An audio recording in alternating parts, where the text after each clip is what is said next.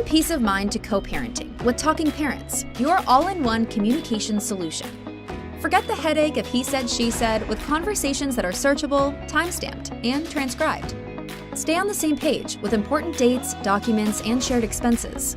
And Talking Parents keeps your co-parenting organized and accountable with our court-admissible, unalterable records. Make co-parenting easier today and get back to focusing on what matters most. Learn more at talkingparents.com. Okay, got it. Well, good morning or afternoon, depending on where you're watching in from. And so I'm Mark Pearson, certified divorce coach. I specialize in working with dads or moms going through the rough spots in their divorce and helping them save money along the way. So especially with dads or moms of young kids, so up to 18 years old. And this morning, there is the fantastic Reverend Dr. Nathan Johnston-Chiszar and Reverend Kelly Deal. So Dr. Nathan is the founder, the principal of Learning Story Coach at Interaction Focused Parenting Institute. And Kelly is an ADA advocate and paralegal at Emerald Phoenix Paralegal and Mediation Services. They both also serve on the board for United Parents for Children. So good morning, gentlemen, and how are you both doing today? Great. Doing wonderful. It's so good to be here. Thank you, Mark. Absolutely. It's an honor to have you guys. And so briefly, just if you would, share with everyone that's attending today, how did life look like before you got to where you are and kind of what brought you to where you are here with us today? Okay, briefly. Briefly. So, really, I met Kelly about a year ago. And at that time, I was, in another round of high conflict custody proceedings. I've been, I guess it's been, about 10 years that I've been divorced and been through numerous rounds where we just tried to have an agreement that we could all follow. Mm-hmm. And, about 700 days ago, with the pandemic and everything, things really started breaking down with the communication in my family, and I needed some help. Kelly helped me. Kelly is a certified Americans with Disabilities advocate. And he has the ability to, enter into the court as a special friend to provide support for individuals. Well, really, it helps make sure that the court is following its own rules. So he started talking to me about some of the things that I could do to kind of depolarize the situation and, really get into the record some facts that are, that never change, that represent the best interest of my children. So, So that's kind of, that's how I got here. But myself, I went through divorce, married 20 years, 3 children, and I went through divorce. Mm-hmm. And at the end of the divorce proceedings, I got exactly what my ex-wife got, and she had been in trouble and gotten into problems. We'd separated. And I came out of that going, well, how the hell did that just happen? I was thinking that makes no sense to me. So then I started looking into things, and that just took me down the rabbit hole of the law. I've been studying law since then. And then since then, I'm in my second year of my bachelor's now in legal studies for paralegal, just trying to understand what's going on in family court, juvenile courts. And then I discovered kind of a very important thing with the ADA. Most people don't realize this, but the ADA, the Act, the Americans with Disability Act, it governs specifically the courts and the public courthouse systems, you know what I mean? Mm-hmm. And the courts themselves are receiving federal grant money and state grant money down into the family courts. But what they're not telling you is that anytime they're giving you less custody, less access to your children, they're presuming a disability upon you. And there's something within the ADA, it's called a regarded as. If they're treating you less than or treating you as though something's wrong, they've just qualified you as a special protected class as Americans with disabilities. And once you invoke this, now it kicks in all the federal laws and the federal acts for them to follow, because they're getting grant money from the federal government, state government down through there to provide programs and services, and they're not giving everybody the equal opportunity and the equal access to all the programs and services that are available. So that's kind of how it's kind of spun me down along. Yeah. Unless you ask. And then Kelly's background, previous to all of this, is in logistics. Okay. Moving freight and supply chain and process improvements and systems redundancies and all this crazy stuff. But completely not what I grew up to be. But that's where I'm at now. You know what I mean? Yeah, but he uses those same skills to say, transition. What what is actually happening here? Let's break it down into its component pieces. So he kind of, we have a business together and a coaching program that we can talk about later, but he really handles the kind of the legal logistics side of things and the processes and procedures that you have to follow. I see. Okay. And then really in terms of energetics, what we're trying to do is depolarize the situation in family court. So he definitely has an understanding of how to do that. But my work is in the area of human behavior and applied behavior analysis. So looking at children, observations of children's behavior and some of the maladaptive behaviors that happen as a result of a high conflict divorce, but then also, looking at ourselves and looking at the kinds of, daily practices that we can take to stop the internal spin and regulate our own emotions so that we can show up for our kids, in the family court and beyond. In one piece. Yeah. Well, that goes just hand in hand with today's topic for you guys of just keep showing up no matter what. And so what are some examples of that? Some examples of like just keep showing up. Like how do you put that into practice? What are some strategies or tips for the co-parents out there that are having struggles around that or questions or want to show up more? Yeah, and that's a difficult question, especially if you're dealing with a high conflict where you've got one parent basically trying to bar access and prevent the access, and then there's this physicality of I can't get to my children, I can't get that access. But it may sound crazy, but this is so important that just energetically, spiritually, by projecting your energy, your love onto your children and onto that situation over there, it does something. It still continues to do things. So there's those ways. Then of course, there's all the other different ways, emails and gifts and, different ways to show up. But just when you're making any type of appearance anywhere, they're trying to push a picture of, this, you're a bad parent, this, you're something more than what you really aren't. And it's really learning to be aware of that. And then when you are appearing differently than what they're trying to project to you, you know what I mean? Yep. So, and then there's just different ways of doing things like that. And then it's really about the internal energy. The court's an adversarial system, and it creates a polarization. The more polarized you are, the feeling of I've got to protect myself, I got to defend myself, I've got to like the idea of I've got to win. Yes, yeah. The more you do that, the more it polarizes the opposing party further and further and further away. The kids are caught in the middle, being ripped apart by just the energy itself. You know what I mean?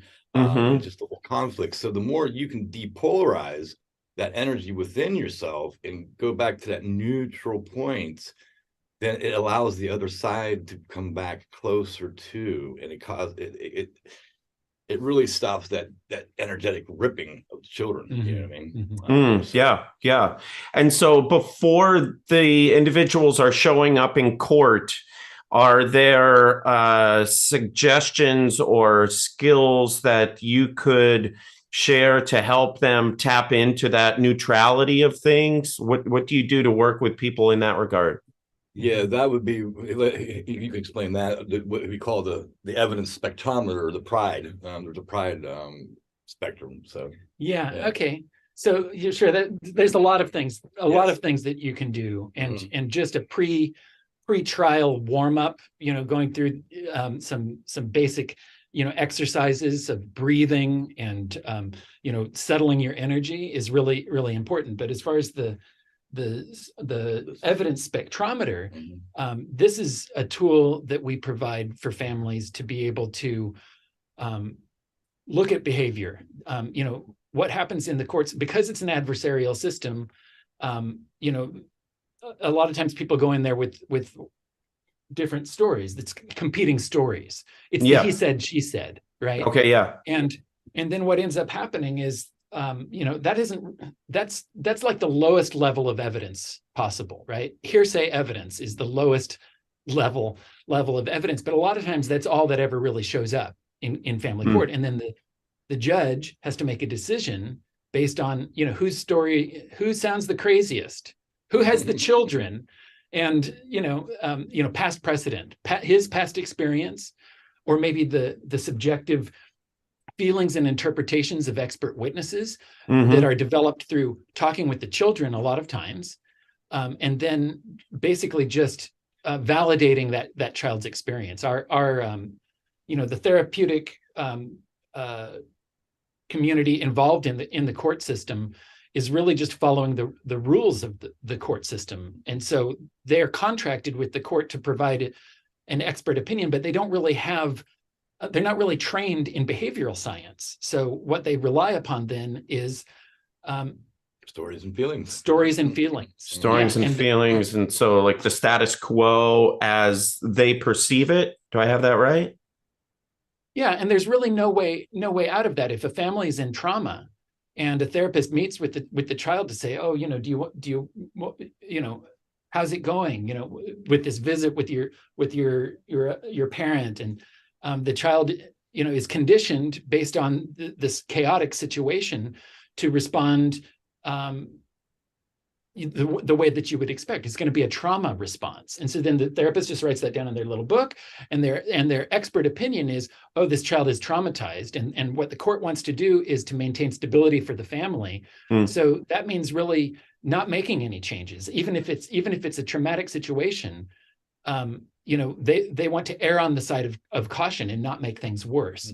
So they don't really have a way to understand or measure what they're looking at. They don't even really know what they're looking at in terms of behavior. They're just going entirely off of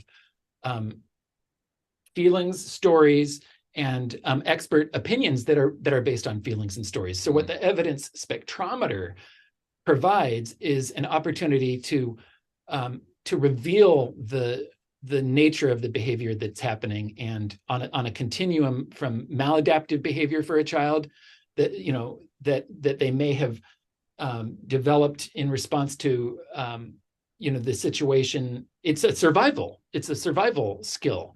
When if a child is rejecting a parent, this is not natural. This is not a normal behavior. And even when children have been abused, they will reach out to their parent.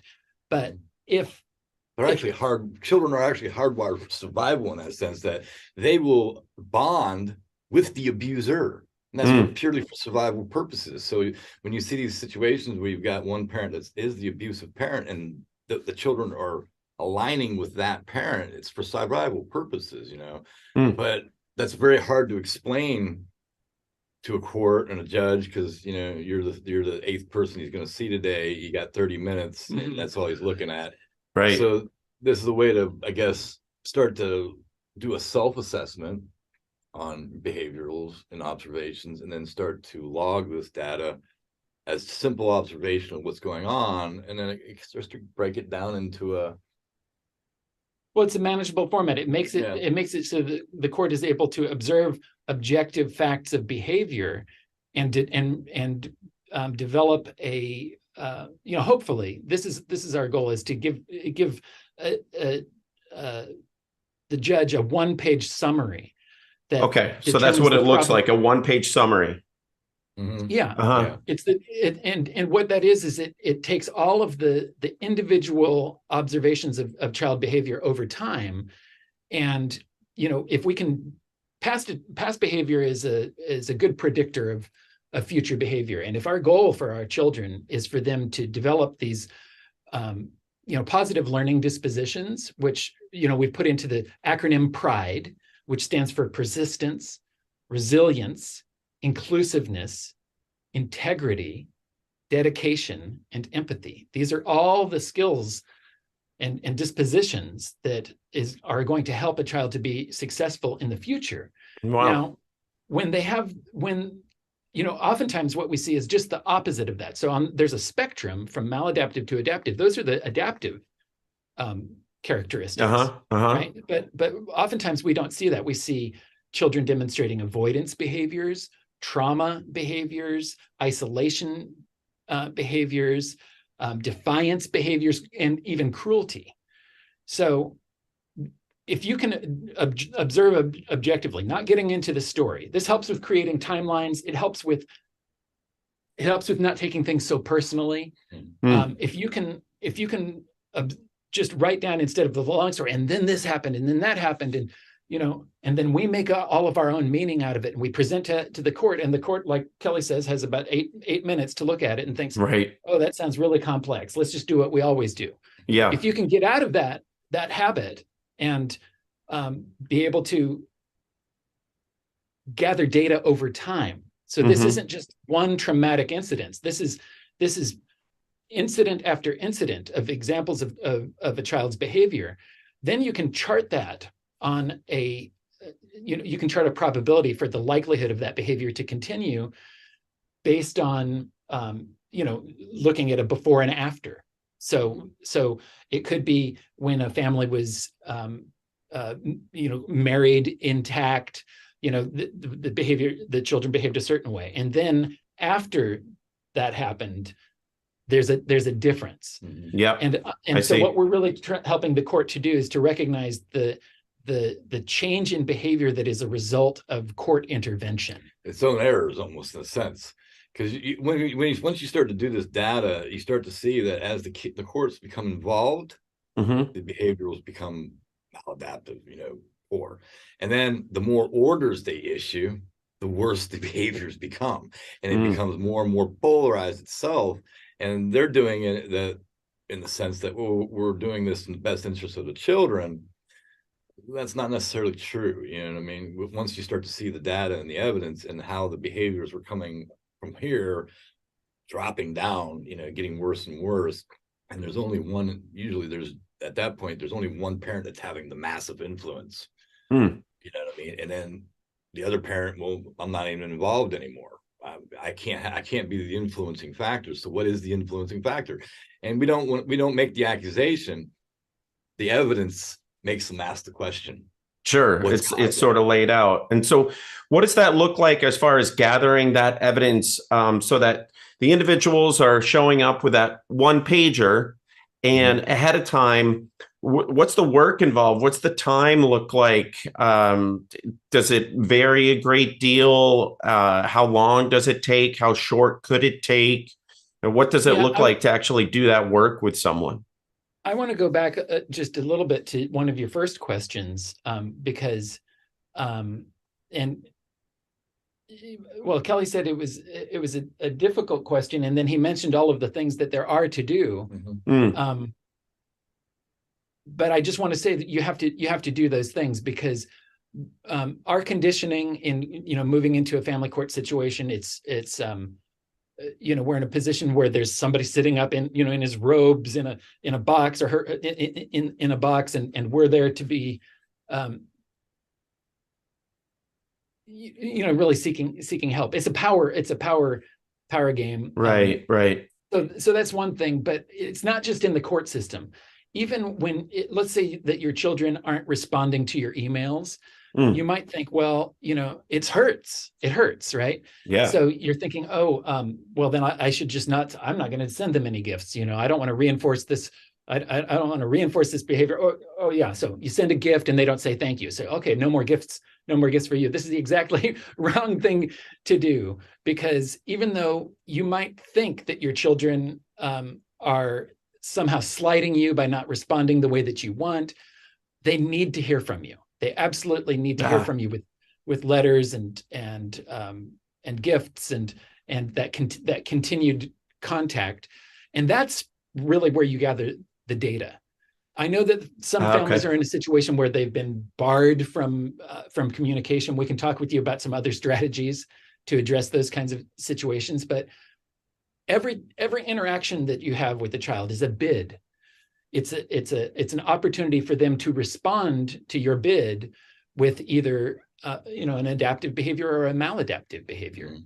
If they respond to your call, then that would be an example, in terms of avoidance to persistence, that would be more weighted towards the persistence side. So you have to continue to reach out to your children and observe how they respond to your in their interactions with you. Mm-hmm. And that's how you gather the data. And then